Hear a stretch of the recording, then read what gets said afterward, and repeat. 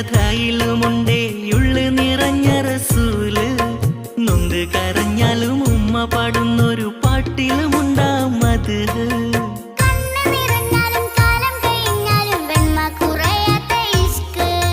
മനസ്സിലും മഹിയിലും നബി നിറയുമ്പോൾ ഇഷ്കിനെ ചേർത്തവർ കരകയറുന്നു.